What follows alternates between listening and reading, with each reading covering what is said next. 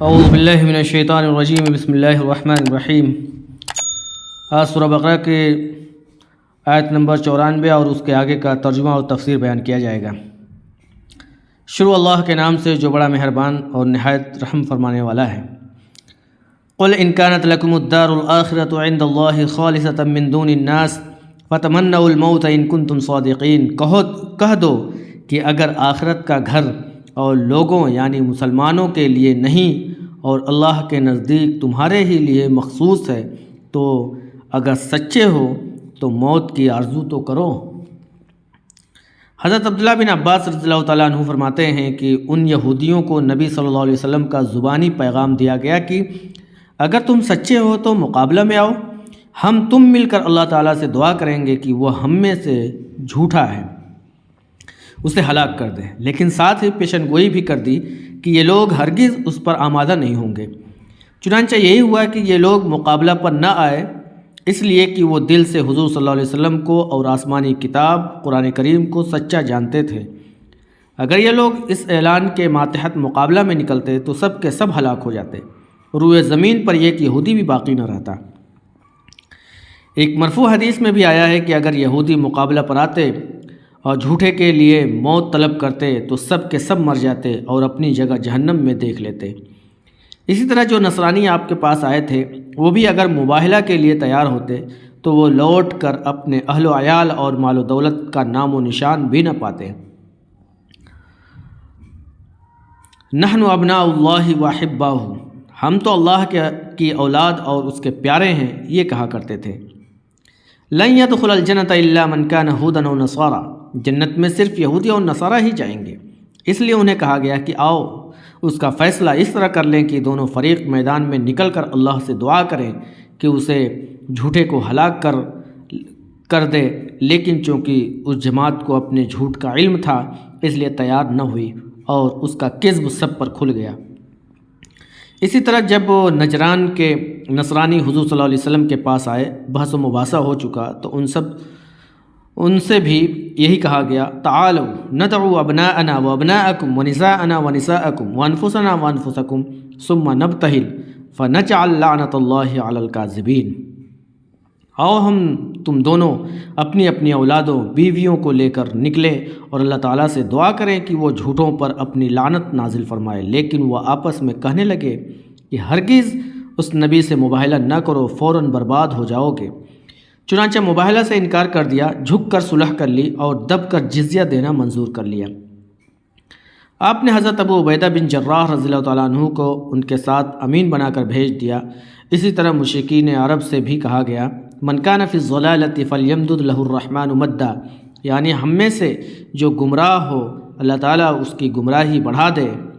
اس کی پوری تفسیر اس آیت کے ساتھ بیان ہوگی انشاءاللہ تعالیٰ۔ متزل بالا آیت کی تفسیر میں ایک مرفوع قول یہ بھی ہے کہ تم خود اپنے جانوں کے لیے موت طلب کرو، کیونکہ بقول تمہارے آخرت کی بھلائیاں صرف تمہارے لیے ہی ہیں۔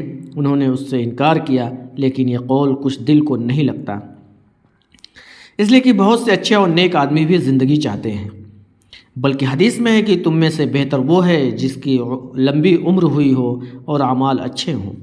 علاوہ ازیں یہی قول یہودی بھی کہہ سکتے تھے تو بات فیصلہ کن نہ ہوتی۔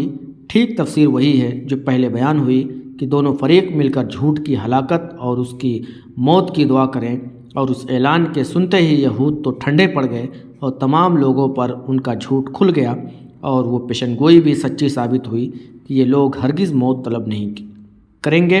اس مباہلہ کا نام اصطلاح میں تمنی رکھا گیا، کیونکہ ہر فریق باطل پرست کی موت کی آرزو کرتا ہے۔ پھر فرمایا کہ یہ تو مشرکین سے بھی زیادہ طویل عمر کے خواہاں ہیں، کیونکہ کفار کے لیے دنیا جنت ہے اور ان کی تمنا اور کوشش ہے کہ یہاں زیادہ رہیں۔ خواجہ حسن بصری فرماتے ہیں، منافق کو حیات دنیاوی کے حرص کافر سے بھی زیادہ ہوتی ہے۔ یہ یہودی تو 1000 سال کی عمریں چاہتے ہیں، حالانکہ اتنی لمبی عمر بھی انہیں ان عذابوں سے نجات نہیں دے سکتی، چونکہ کفار کو تو آخرت پر یقین ہی نہیں ہوتا، مگر انہیں یقین تو تھا، لیکن ان کی اپنی سیاہ کاریاں بھی ان کے سامنے تھے، اس لیے موت سے بہت زیادہ ڈرتے تھے لیکن ابلیس کے برابر بھی عمر پالی تو کیا ہوا، عذاب سے تو نہیں بچ سکتے۔ اللہ تعالیٰ ان کے اعمال سے بے خبر نہیں، تمام بندوں کے تمام بھلے برے اعمال کو وہ بخوبی جانتا ہے اور ویسا ہی بدلہ دے گا۔ وَلَن يَتَمَنَّوْهُ أَبَدًا بِمَا قَدَّمَتْ أَيْدِيهِمْ وَاللَّهُ عَلِيمٌ بِالظَّالِمِينَ، لیکن ان اعمال کی وجہ سے جو ان کے ہاتھ آگے بھیج چکے ہیں یہ کبھی اس کی آرزو نہیں کریں گے، اور اللہ ظالموں سے خوب واقف ہے۔ وَلَتَجِدَنَّهُمْ أَحْرَصَ النَّاسِ عَلَى حَيَاةٍ وَمِنَ الَّذِينَ أَشْرَكُوا يَوَدُّ أَحَدُهُمْ لَوْ يُعَمَّرُ أَلْفَ سَنَةٍ وَمَا هُوَ بِمُزَحْزِحِهِ مِنَ الْعَذَابِ أَنْ يُعَمَّرَ وَاللَّهُ بَصِيرٌ بِمَا يَعْمَلُونَ، بلکہ ان کو تم اور لوگوں سے زندگی کے کہیں حریص دیکھو گے، یہاں تک کہ مشرکوں سے بھی ان میں سے ہر ایک یہی خواہش کرتا ہے کاش وہ 1000 برس جیتا رہے، مگر اتنی لمبی عمر اس کو مل بھی جائے تو اسے عذاب سے تو نہیں چھڑا سکتی، اور جو کام یہ کرتے ہیں اللہ ان کو دیکھ رہا ہے۔ قل من كان عدوا لجبريل فإنه نزله على قلبك بإذن الله مصدقا لما بين يديه وهدى وبشرى للمؤمنين، کہہ دو کہ جو شخص جبریل کا دشمن ہو اس کو غصے میں مر جانا چاہیے، اس نے تو یہ کتاب اللہ کے حکم سے تمہارے دل پر نازل کی ہے جو پہلی کتابوں کی تصدیق کرتی ہے اور ایمان والوں کے لیے ہدایت اور بشارت ہے۔ امام جعفر طبری رحمۃ اللہ علیہ فرماتے ہیں اس پر تمام مفسرین کا اتفاق ہے کہ جب یہودیوں نے حضرت جبریل کو اپنا دشمن اور حضرت میکائیل کو اپنا دوست بنایا تھا اس وقت ان کے جواب میں یہ آیت نازل ہوئی، لیکن بعض کہتے ہیں کہ امر نبوت کے بارے میں جو گفتگو ان کی حضور صلی اللہ علیہ وسلم سے ہوئی تھی اس میں انہوں نے یہ کہا تھا۔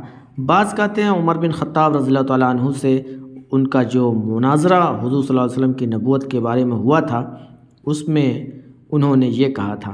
حضرت ابن عباس فرماتے ہیں یہودیوں کی ایک جماعت رسول مقبول صلی اللہ علیہ وسلم کے پاس آئی اور کہا کہ ہم آپ سے چند سوال کرتے ہیں جن کے صحیح جواب نبی کے سوا اور کوئی نہیں جانتا، اگر آپ سچے نبی ہیں تو ان کے جوابات دیجئے۔ آپ نے فرمایا بہتر ہے، جو چاہو پوچھو، مگر عہد کرو کہ اگر میں ٹھیک ٹھیک جواب دوں گا تو تم میری نبوت کا اقرار کر لو گے اور میری فرمانبرداری کے پابند ہو جاؤ گے۔ انہوں نے آپ سے وعدہ کیا اور عہد کیا۔ اس کے بعد آپ نے حضرت یعقوب کی طرح اللہ جل شانہ کی شہادت کے ساتھ ان سے پختہ وعدہ لے کر انہیں سوال کرنے کی اجازت دی۔ انہوں نے کہا پہلے تو یہ بتائیے کہ تورات نازل ہونے سے پہلے حضرت اسرائیل علیہ السلام نے اپنے نفس پر کس چیز کو حرام کیا تھا؟ آپ نے فرمایا جب حضرت یعقوب علیہ السلام عرق النساء کی بیماری میں سخت بیمار ہوئے تو نظر مانی کہ اگر اللہ مجھے اس مرض سے شفا دے تو میں اپنی کھانے کے سب سے زیادہ مرغوب چیز اور سب سے زیادہ محبوب چیز پینے کی چھوڑ دوں گا۔ جب تندرست ہو گئے تو اونٹ کا گوشت کھانا اور اونٹنی کا دودھ پینا جو آپ کو پسند خاطر تھا چھوڑ دیا۔ تمہیں اللہ کی قسم جس نے حضرت موسیٰ پر تورات اتاری، بتاؤ یہ سچ ہے؟ ان سب نے قسم کھا کر کہا کہ ہاں حضور سچ ہے۔ بجا ارشاد ہوا اچھا اب ہم پوچھتے ہیں کہ عورت مرد کے پانی کی کیا کیفیت ہے اور کیوں کبھی لڑکا پیدا ہوتا ہے اور کبھی لڑکی؟ آپ نے فرمایا سنو، مرد کا پانی گاڑھا اور سفید ہوتا ہے اور عورت کا پانی پتلا اور زردی مائل ہوتا ہے، جو بھی غالب آئے اسی کے مطابق پیدائش ہوتی ہے اور شبیہ بھی۔ جب مرد کا پانی عورت کے پانی پر غالب آ جائے تو حکم الہی سے اولاد نرینہ ہوتی ہے، اور جب عورت کا پانی مرد کے پانی پر غالب آ جائے تو حکم الہی سے اولاد لڑکی ہوتی ہے۔ تمہیں اللہ تعالیٰ کی قسم جس کے سوا کوئی معبود برحق نہیں، سچ بتاؤ میرا جواب صحیح ہے؟ سب نے قسم کھا کر کہا بے شک آپ نے بجا ارشاد فرمایا۔ آپ نے ان دو باتوں پر اللہ تعالیٰ کو گواہ بنایا۔ انہوں نے کہا اچھا یہ فرمائیے کہ تورات میں جس نبی امی کی خبر ہے اس کی خاص نشانی کیا ہے اور اس کے پاس کون سا فرشتہ وحی لے کر آتا ہے؟ آپ نے فرمایا کس خاص نشانی یہ ہے کہ اس کی آنکھیں جب سوئی ہوئی ہوں اس وقت میں اس کا دل جاگتا رہتا ہے۔ تمہیں اس رب کی قسم جس نے حضرت موسیٰ کو تورات دی، بتاؤ میں نے ٹھیک جواب دیا؟ سب نے قسم کھا کر کہا آپ نے بالکل صحیح جواب دیا۔ اب ہمارے اس سوال کی دوسری شق کا جواب بھی عنایت فرما دیجئے، اسی پر بحث کا خاتمہ ہے۔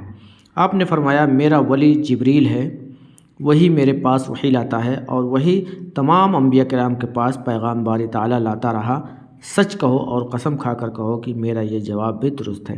انہوں نے قسم کھا کر کہا کہ جواب تو درست ہے، لیکن چونکہ جبریل ہمارا دشمن ہے، وہ سختی اور خون ریزی وغیرہ لے کر آتا رہتا ہے، اس لیے ہم اس کی نہیں مانیں گے نہ آپ کی مانیں گے۔ ہاں، اگر آپ کے پاس حضرت میکائیل وہی لے کر آتے تو رحمت، بارش، پیداوار وغیرہ لے کر آتے ہیں اور ہمارے دوست ہیں تو ہم آپ کی تابعداری اور تصدیق کرتے۔ اس پر یہ آیت نازل ہوئی۔ بعض روایتوں میں ہے کہ انہوں نے یہ بھی سوال کیا تھا کہ رعد کیا چیز ہے؟ آپ نے فرمایا وہ ایک فرشتہ ہے جو بادلوں پر مقرر ہے، جو اللہ تعالیٰ کے حکم کے مطابق انہیں ادھر ادھر لے جاتا ہے۔ انہوں نے کہا یہ گرج کی آواز کیا ہے؟ آپ نے فرمایا یہ اسی فرشتے کی آواز ہے، ملاحظہ ہو مسند احمد وغیرہ۔ صحیح بخاری کی ایک روایت میں ہے کہ جب حضور صلی اللہ علیہ وسلم مدینے میں تشریف لائے، اس وقت حضرت عبداللہ بن سلام رضی اللہ تعالیٰ عنہ اپنے باغ میں تھے اور یہودیت پر قائم تھے۔ انہوں نے جب آپ کی آمد کی خبر سنی تو حضور صلی اللہ علیہ وسلم کے پاس حاضر ہوئے اور کہا حضور صلی اللہ علیہ وسلم یہ فرمائے کہ قیامت کی پہلی شرط کیا ہے اور جنتیوں کا پہلا کھانا کیا ہے، اور کون سی چیز بچہ کو کبھی ماں کی طرف کھینچتی ہے اور کبھی باپ کی طرف۔ آپ نے فرمایا ان تینوں سوالوں کے جواب ابھی جبرائیل نے مجھے بتلائے ہیں، سنو۔ حضرت عبداللہ بن سلام نے کہا وہ تو ہمارا دشمن ہے۔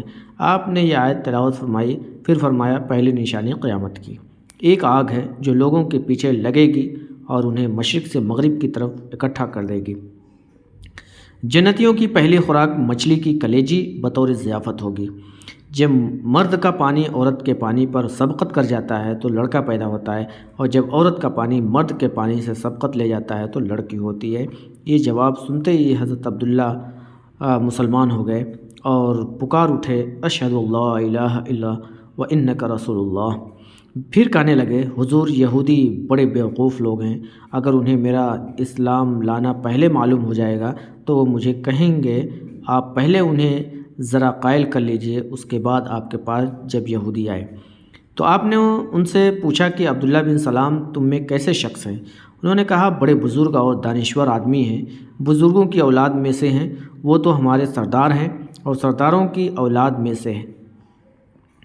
آپ نے فرمایا اچھا، اگر وہ مسلمان ہو جائیں پھر تو تمہیں اسلام قبول کرنے میں کوئی تعمل تو نہیں ہو؟ کہنے لگے اعوذ باللہ، وہ مسلمان ہی کیوں ہونے لگے؟ حضرت عبداللہ جو اب تک چھپے ہوئے تھے باہر آ گئے اور زور سے کلمہ پڑھا تو تمام کے تمام شور مچانے لگے کہ یہ خود بھی برا ہے، اس کے باپ دادا بھی برے تھے، یہ بڑا نیچے درجے کا آدمی ہے، خاندانی کمینہ ہے۔ حضرت عبداللہ نے فرمایا حضور صلی اللہ علیہ وسلم اسی چیز کا مجھے ڈر تھا۔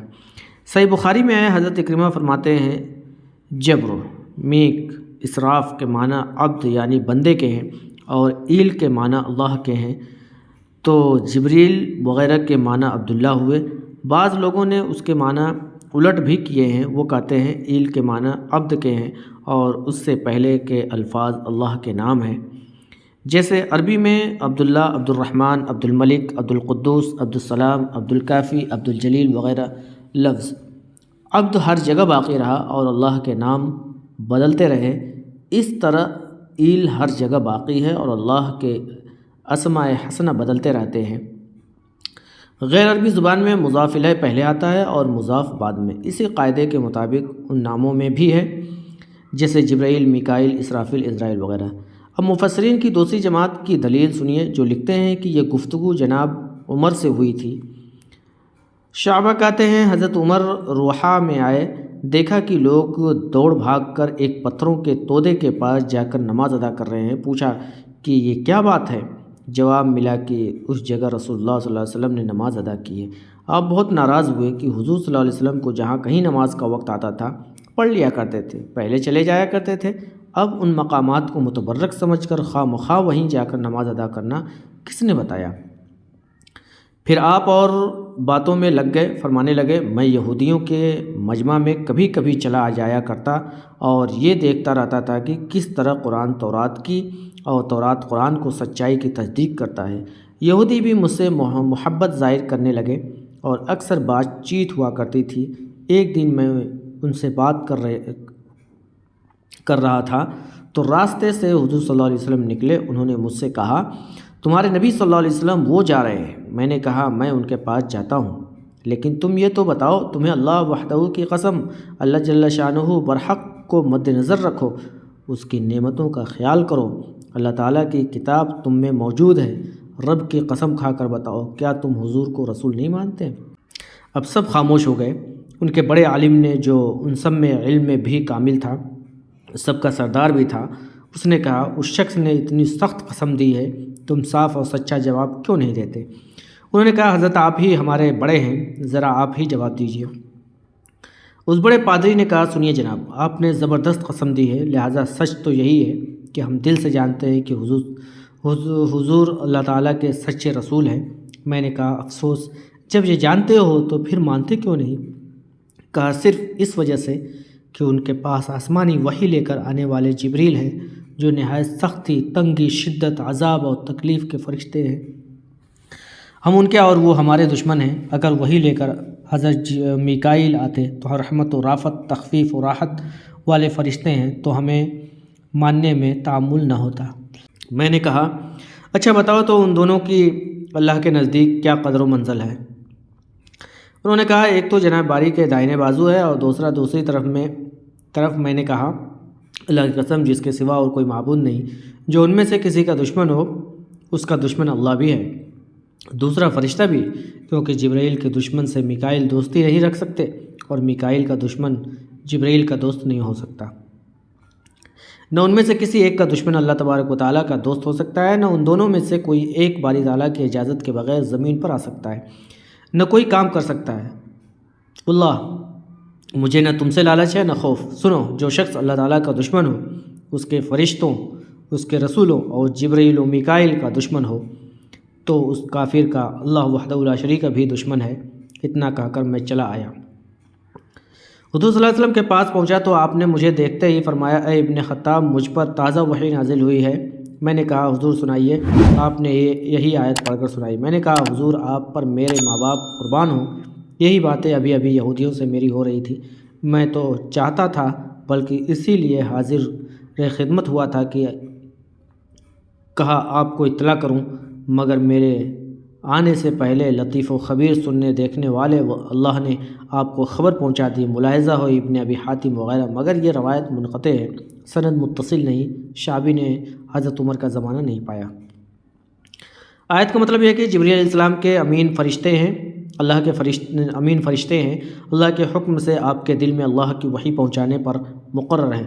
وہ فرشتوں میں سے اللہ کے رسول ہیں۔ کسی ایک رسول سے عداوت رکھنے والا سب رسولوں سے عداوت رکھنے والا ہوتا ہے۔ جیسے ایک رسول پر ایمان سب رسولوں پر ایمان لانے کا نام ہے، اور ایک رسول کے ساتھ کفر تمام نبیوں کے ساتھ کفر کرنے کے برابر ہے۔ خود اللہ تعالیٰ نے بعض رسولوں کے نہ ماننے والوں کو کافر فرمایا ہے۔ ان الذین یکفرون باللہ ورسولہ ویریدون ان یفرقوا بین اللہ ورسولہ ویقولون نؤمن ببعض ونکفر ببعض ویریدون ان یتخذوا بین ذلک سبیلا، یعنی جو لوگ اللہ تعالیٰ کے ساتھ اور اس کے رسولوں کے ساتھ کفر کرتے ہیں اور اللہ اور اس کے رسولوں کے درمیان تفریق کرنا چاہتے ہیں اور کہتے ہیں کہ ہم بعض کو مانتے ہیں اور بعض کو نہیں مانتے۔ دوسری آیت کے آخر تک پس ان آیتوں میں صراحتاً لوگوں کو کافر کہا جو کسی ایک رسول کو بھی نہ مانے۔ اسی طرح جبریل کا دشمن اللہ کا دشمن ہے، کیونکہ وہ اپنی مرضی سے نہیں آتے۔ قرآن فرماتا ہے، وَإِنَّهُ لَتَنزِيلُ رَبِّ الْعَالَمِينَ، یعنی ہم اللہ کے حکم کے سوا نہیں اترتے ہیں، نازل کیا ہوا رب العالمین کا ہے، جسے لے کر روح الامین آتے ہیں اور تیرے دل میں ڈالتے ہیں تاکہ تو لوگوں کو ہوشیار کر دے۔ صحیح بخاری کی حدیث قدسی میں ہے، میرے دوستوں سے دشمنی کرنے والا مجھ سے لڑائی کا اعلان کرنے والا ہے۔ قرآن کریم کی یہ بھی ایک صفت ہے، وہ اپنے سے پہلے کے تمام ربانی کلام کی تصدیق کرتا ہے اور ایمانداروں کے دلوں کی ہدایت اور ان کے لیے جنت کی خوشخبری دیتا ہے، جیسے فرماتا ہے، قل هو للذی آمنوا هدى وشفاء وننزل من القرآن ما هو شفاء ورحمة للمؤمنین ولا يزيد الظالمین الا خسارا، یعنی یہ قرآن ایمان والوں کے لیے ہدایات و شفا ہے۔ رسولوں میں انسانی رسول اور ملکی رسول سب شامل ہیں، جیسے فرمایا، اللہ یصطفی من الملائکہ رسلا من الناس ان اللہ سمیع بصیر، اللہ تعالیٰ فرشتوں میں سے اور انسانوں میں سے اپنے رسول چھانٹ لیتا ہے۔ جبریل اور میکائیل بھی فرشتوں میں ہیں، لیکن ان کا خصوصاً نام لیا تاکہ مسئلہ بالکل صاف ہو جائے اور یہ بھی جان لے کہ ان میں سے ایک کا دشمن دوسرے کا دشمن ہے، بلکہ اللہ بھی اس کا دشمن ہے۔ حضرت میکائیل بھی کبھی کبھی انبیاء کے پاس آتے رہے ہیں، جیسے کہ نبی صلی اللہ علیہ وسلم کے ساتھ شروع میں تھے، لیکن اس کام پر مقرر حضرت جبرائیل ہیں، جیسے حضرت میکائیل رویدگی اور بارش وغیرہ پر، اور جیسے حضرت اسرافیل سور پھونکنے پر۔ ایک صحیح حدیث میں رسول صلی اللہ علیہ وسلم رات کو جب تہجد کی نماز کے لیے کھڑے ہوتے تب یہ دعا پڑھتے ہیں: اے اللہ، اے جبرائیل، میکائیل، اسرافیل کے رب، اے زمین و آسمان کے پیدا کرنے والے، اے ظاہر باطن کو جاننے والے، اپنے بندوں کے اختلاف کا فیصلہ تو ہی کرتا ہے۔ اللہ، اختلافی امور میں اپنے حکم سے حق کی طرف میری رہبری کر، تو جسے چاہے سیدھی راہ دکھا دیتا ہے۔ لفظ جبرائیل وغیرہ کی تحقیق اور اس کے معنی پہلے بیان ہو چکے ہیں۔ حضرت عبدالعزیز بن عمر فرماتے ہیں، فرشتوں میں حضرت جبرائیل کا نام خادم اللہ ہے۔ ابو سلیمان دارانی یہ سن کر بہت ہی خوش ہوئے اور فرمانے لگے، یہ ایک روایت میری روایتوں کے ایک دفتر سے مجھے زیادہ محبوب ہے۔ جبرائیل اور میکائیل کے لفظ میں بہت سارے لغت ہیں اور مختلف قرات ہیں جن کے بیان کی مناسب جگہ کتب لغت ہیں۔ ہم کتاب کے حجم کو بڑھانا نہیں چاہتے ہیں، کیونکہ کسی معنی کی سمجھ یا کسی حکم کا مفاد ان پر موقوف نہیں۔ اللہ ہماری مدد کرے، ہمارا بھروسہ اور توکل اسی کے پاک ذات پر ہے۔ آیت کے خاتمے میں یہ نہیں فرمایا کہ اللہ بھی ان لوگوں کا دشمن ہے، بلکہ فرمایا اللہ کافروں کا دشمن ہے۔ اس میں ایسے لوگوں کا حکم بھی معلوم ہو گیا۔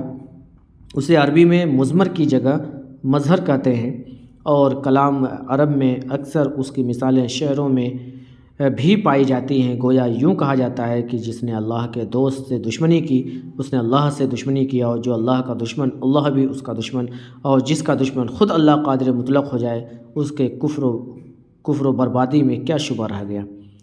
صحیح بخاری کی حدیث پہلے گزر چکی ہے کہ اللہ فرماتا ہے، میرے دوستوں سے دشمنی رکھنے والے کو میں اعلان جنگ دیتا ہوں، میں اپنے دوستوں کا بدلہ لیا کرتا ہوں۔ اور حدیث میں ہی ہے، جس کا دشمن میں ہو جاؤں وہ برباد ہو کر ہی رہتا ہے۔